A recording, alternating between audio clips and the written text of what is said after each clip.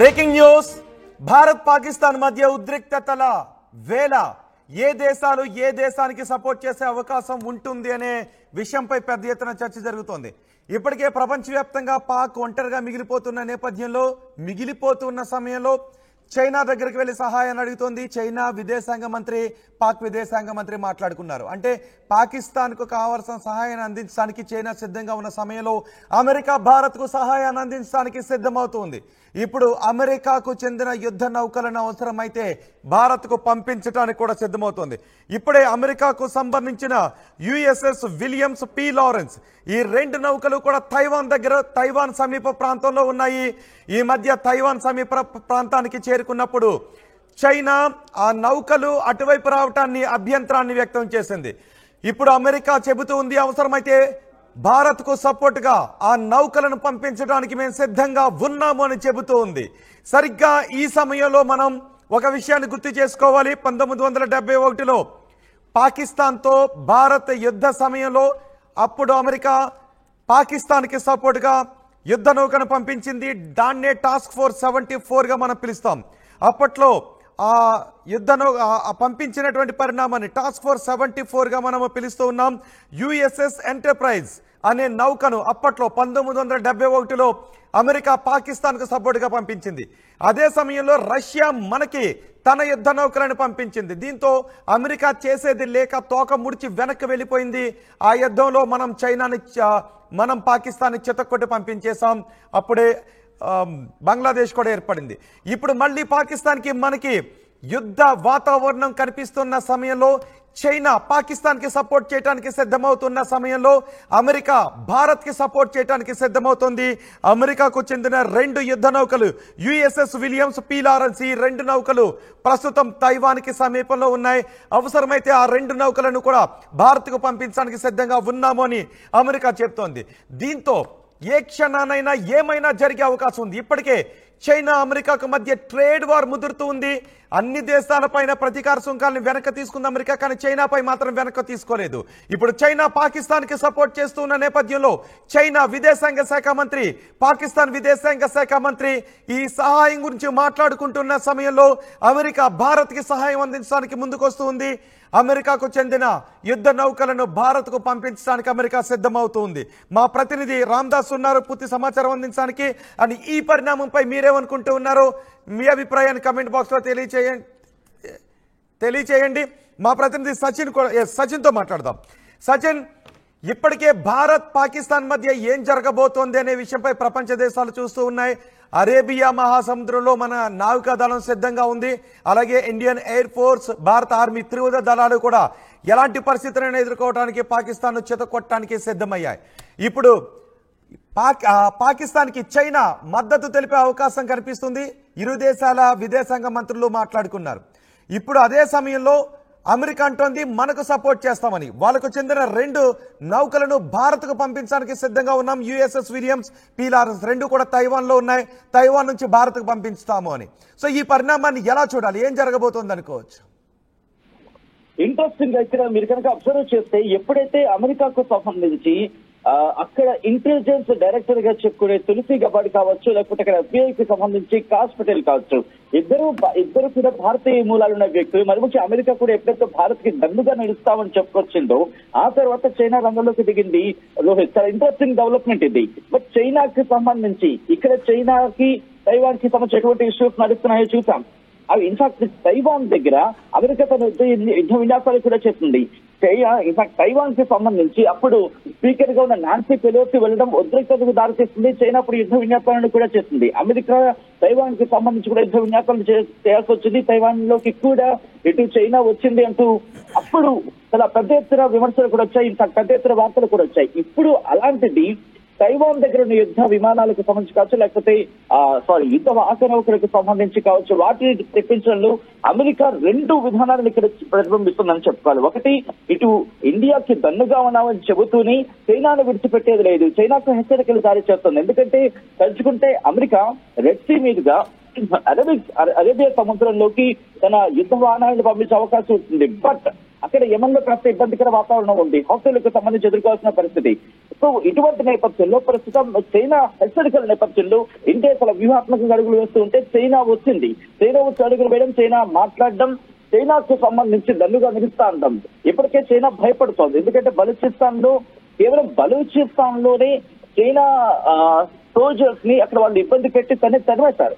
అటువంటి నేపథ్యంలో ఇక భారత్ లో అడుగుపెట్టే ఆ పరిస్థితి ఏంటి అనే ఆలోచనలు అంటే పాకిస్తాన్ కి మద్దతుగా భారత్ అడుగుపెట్టే ఆ పరిస్థితి ఏంటనే ఒక ఆలోచన అయితే మాత్రం చైనా ఉంది.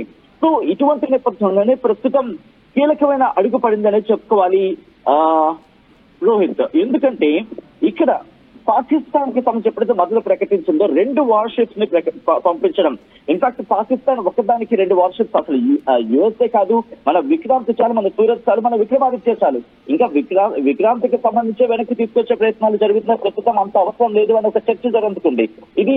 ఈ చర్చను మనం ఇక్కడ ఖండించడం అని చెప్పి యాక్సెప్ట్ చేసి ముందుకు తీసుకునే ప్రయత్నం కూడా లేదు. కానీ విక్రాంత్ ఒకటి సరిపోతుంది. సచిన్ చైనా విదేశాంగ మంత్రి, పాకిస్తాన్ విదేశాంగ మంత్రి మాట్లాడుకున్నారు. ఇప్పటి వరకు కూడా మనం అమెరికా చేసే సాయం గురించి పెద్దగా మాటలు రాలేదు. అమెరికా కూడా తటస్థంగా చూస్తూ ఉంది.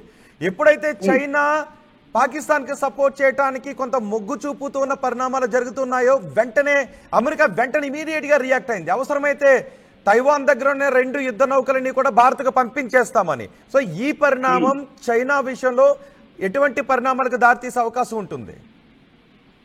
చైనాకి సంబంధించి ఒకవేళ అదే కనుక ఫిక్స్ అయితే ఇది అన్డౌటెడ్లీ ఇది 3వ ప్రపంచ యుద్ధానికి వెంటనే దారితీస్తుంది. దీంట్లో మాత్రం ఎటువంటి క్వశ్చన్ లేదు. ఎందుకంటే ఇన్నాళ్ళు ప్రపంచం ఎదురు చూసిన ఆ క్షణాలని ఆద్యం పోతే సిచ్యువేషన్ కనిపిస్తోంది. ప్రపంచ దేశాలు మరి ముఖ్యంగా ఇప్పుడు రష్యా కనుక ఏదైనా డెసిషన్ తీసుకుంటే ఇది పాకిస్తాన్ మీద యుద్ధం కాదు, ఇది ఇంకొక ప్రపంచ యుద్ధానికి దారితీసే అవకాశం ఉంది. బహుశా ఇన్నాళ్ళు మాట్లాడుకున్న అంశానికి ఇప్పుడు తోడే అవకాశం కనిపిస్తోంది. ఎందుకంటే ఇది కేవలం అరేబియా సముద్రానికో పసిఫిక్ మహాసముద్రానికో ఆగిపోదు.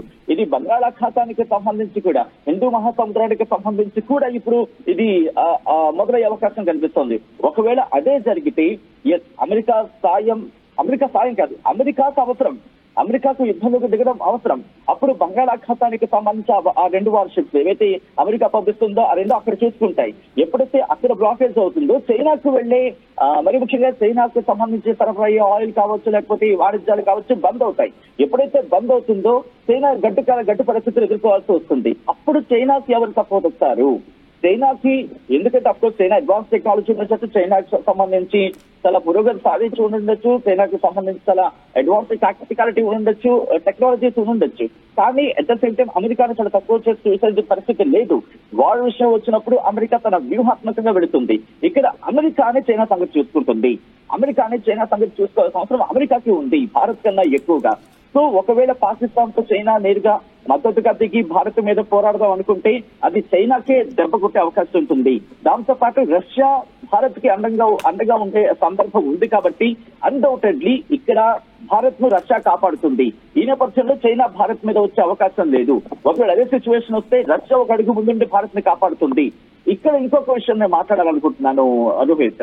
ఇదే సందర్భంలో ఇజ్రాయెల్ కి సంబంధించి కూడా ఇజ్రాయెల్ ఎప్పటికీ తన కొన్ని టెక్నాలజీస్ షేర్ చేసుకుందనే చర్చ జరుగుతుంటుంది. నేను వాటి గురించి ఎక్కువ మాట్లాడాలనుకోవట్లేదు. ఇప్పటికీ మొసాద్కి సంబంధించి డిస్కషన్ జరిగిందనే పేరు వినిపిస్తోంది. కాబట్టి కంప్లీట్ గా రష్యా అలాగే ఇజ్రాయెల్ ఈ 2 భారత్ కి ఒక రక్షణ కవచంగా నిలుస్తాయి. ఒకవేళ చైనా రంగంలోకి దిగితే అమెరికా యుద్ధ నౌకలు ముందుకు వెళ్తాయి. అమెరికా యుద్ధ నౌకలు ముందుకెళ్లి బంగాళాఖాతంలో తిష్ట వేసి కూర్చుంటాయి. దాంతో పాటు మన దగ్గర ఉన్న డెస్ట్రాయర్స్ కి సంబంధించి 13 డెస్ట్రాయర్స్ ఉన్నాయి. ఆ 13 డెస్ట్రాయర్స్ కూడా అక్కడ నిల్చోబెడితే ఇజ్రాయెల్ కి సంబంధించి ఇజ్రాయెల్ కూడా చాలా ఈజీగా వచ్చేస్తుంది. కానీ అక్కడ మధ్యధరా సముద్రానికి సంబంధించి మాట్లాడుకున్న సందర్భంలో కావచ్చు, లేకపోతే ఎర్ర సముద్రానికి సంబంధించి మాట్లాడుకున్న సందర్భంలో కావచ్చు, వాళ్ళని అక్కడ కంట్రోల్ చేయగలిగితే, అక్కడ కనుక హౌతీని నేసేయగలిగితే ఇది ఇంకా మరి ఈజీ అయిపోతుంది. ఇజ్రాయెల్ కి సంబంధించి ఇంకా పూర్తి స్థాయి మద్దతు వస్తుంది. పశ్చిమ దేశాలు కూడా మద్దతుగా నిలుస్తాయి. దాంతోపాటు సచిన్, నిజానికి ఇప్పుడు ఇదంతా కూడా చైనా పాకిస్తాన్ కి సపోర్ట్ చేసే అవకాశం ఉంది. ఇద్దరు విదేశాంగ మంత్రులు మాట్లాడుకున్నారు. ఇప్పటికే చైనా నుంచి ఆయుధాలను పాకిస్తాన్ కి సప్లై చేస్తూ ఉన్నారు. పాకిస్తాన్ కి ఆయుధాలను చైనా అమ్ముతూ ఉంది. సో ఇలాంటి సమయంలో ఒకవేళ చైనా పాకిస్తాన్ కి సపోర్ట్ చేస్తే ఇమీడియట్ గా మా యుద్ధ నౌకలను మీకు పంపిస్తామని అమెరికా అంటోంది. ఇది ప్రపంచ యుద్ధానికి దారితీసే అవకాశం ఉంటుంది. కొన్ని దేశాలు తమ స్టాండ్ బహిరంగంగా తీసుకునే అవకాశం కూడా ఉంటుంది. ఇప్పుడు అమెరికా ఆ విధంగా రియాక్ట్ అవుతున్న నేపథ్యంలో చైనా కొంత వెనక్కు తగ్గే అవకాశమే ఉంటుందా? చైనా ఖచ్చితంగా వెనక్కి తగ్గుతుంది. చైనా ఏంటంటే ఫస్ట్ ఎప్పుడు కవ్వింపు చర్యలకు దిగుతుంది, అంటే ముందు పరీక్షిస్తుంది, వాళ్ళ మూవ్మెంట్ ఎలా ఉంటుందో చూస్తుంది. ఎందుకంటే తైవాన్ లో చూసాం, తైవాన్ తో పాటు అక్కడ మరికొన్ని ప్రాంతాలకు సంబంధించి కట్టికి ఇప్పుడు నాకు గుర్తు రావట్లేదు, అక్కడ ఎప్పుడు ఇలాంటి కవ్వింపు చర్యలకు దిగుతూ ఉంటుంది. ఎందుకు మన దగ్గర చూసాం గల్వాన్ లోయ దగ్గర ఎటువంటి పరిస్థితులు ఉండేదో, మన దగ్గర ఆయుధాలు లేకపోయినా చేతి పిడిగుద్దులు రుచి చూసింది, ఆ తర్వాత వెనక్కి తగ్గింది చైనా కూడా. సో చైనా దగ్గర టెక్నాలజీ ఉంది, కానీ వాళ్ళ సైనికులు అదే స్థాయిలో భయం భీతి రెండు ఉన్నాయి. కాబట్టి చైనా అంత వేగంగా రావాలనుకోదు. ఎందుకంటే అక్కడ కమ్యూనిస్ట్ పార్టీకి సంబంధించి మాట్లాడుకున్న సందర్భంలో, షీ జిన్పింగ్ కి సంబంధించి మాట్లాడుకున్న సందర్భంలో అక్కడ నియంతృత్వ పాలన అనే మాట వినిపిస్తోంది. ప్రజాస్వామ్య పాలనలో ఇటు ప్రజలంతా ఒక చేతి మీదకి వచ్చే అవకాశం ఉంటుంది. నియంత్ర పాలనలో ఎప్పుడు నియంత్రణకు సంబంధించి ఎప్పుడైతే ఇటువంటి నిర్ణయాలు తీసుకుంటారో ప్రజల నుంచి ఒక్కసారిగా నిరసన వ్యక్తమైతే కనుక నియంత్రణ పాలన పడిపోతుంది. ఇది గత కొన్ని చరిత్ర నుంచి మనం చూడొచ్చు. నాజీలకు సంబంధించి కావచ్చు, అప్పటి నుంచి ఆ చరిత్రను చూసుకుంటూ ఉంటే అటువంటి పరిస్థితులు ఉన్నాయి. కాబట్టి చైనా ఇప్పుడు అంత వేగంగా దుందుడుకు చర్యకు వెళ్ళదు. ఒకవేళ అటువంటి పరిస్థితులు వస్తే అంటే ఒకవేళ చైనా బహిరంగంగా స్టాండ్ తీసుకుంటే, అమెరికా బహిరంగంగా ఇండియా స్టాండ్ తీసేసుకుంటే బలాబలాలు ఏ విధంగా మారిపోయే అవకాశం ఉంటుంది? యాజ్ ఆఫ్ నౌ అయితే మాత్రం చైనా నేను వెళ్తున్నాను అనుకోవట్లేదు. బలాబలాల వరకు మనం ఆలోచించాల్సిన అవసరం లేదనుకుంటున్నాను. రైతు ఎందుకు నేను ఈ మాట అంటున్నానంటే కనుక పాకిస్తాన్ కి సపోర్ట్ ఇవ్వాల్సిన అవసరం లేదు. ఒకవేళ సపోర్ట్ ఇవ్వాలి అనుకుంటే కనుక నిర్ణయించుండేది. తటస్థ వేదికకు సంబంధించి ఇన్వెస్టిగేషన్ కి సహకరిస్తూ ఉంటుంది. అంటే ఇక్కడ భారత్ అవసరాన్ని కూడా చైనా కోరుకుంటోంది ఇండైరెక్ట్ గా. అలాంటి పాకిస్తాన్ విడిచిపెట్టుకోలేదు. ఎందుకు విడిచిపెట్టుకోలేదు? పాకిస్తాన్ కి సంబంధించి బలిచిస్తాన్ మీదుగా పీపీ క్యారిడార్ వేస్తోంది. ఎందుకని ఇటు భారత్ వరకు దానికి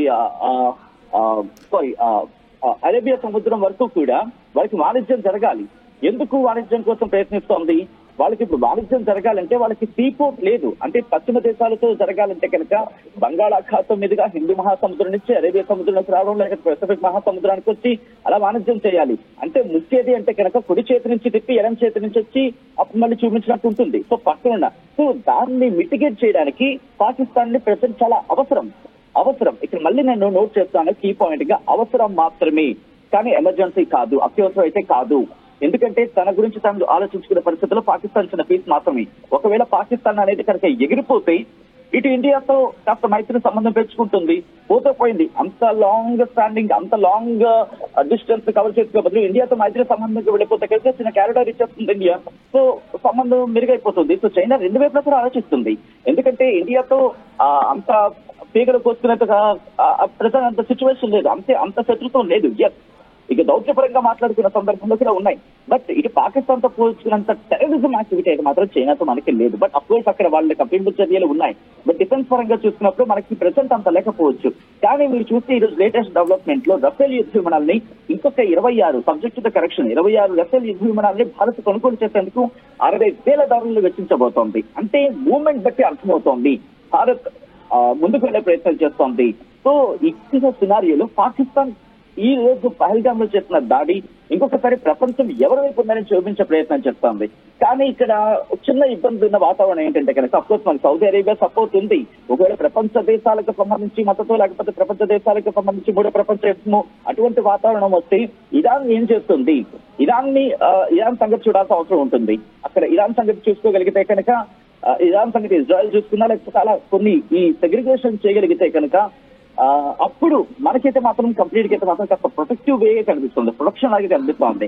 మన ఫోకస్ అంతా కంప్లీట్ గా పాకిస్తాన్ మీద పెట్టే అవకాశం ఉంటుంది తప్ప చైనా మీద పెట్టవలసిన అవసరం లేదు. ఎందుకు పెట్టవలసిన అవసరం లేదు అంటే కనుక చైనా పాకిస్తాన్ కి మద్దతుగా సెకండ్ అంటే బ్యాక్ హ్యాండ్ సపోర్ట్ లో వచ్చే అవకాశం మాత్రం ఉంది. నేరుగా రంగంలోకి దిగితే చైనాకే తెలుసు. ఎందుకంటే ఎదిగే క్రమంలో దెబ్బ పడితే అది అమెరికాకు మేలు అవుతుంది తప్ప వీళ్ళకి ఇబ్బంది కాదని చెప్పి. ఎందుకంటే అమెరికా మోను ఉంది, అమెరికా మీద యుద్ధానికి వెళ్లే అవసరము అటువంటి సినారియో చైనాకి. ఇప్పుడు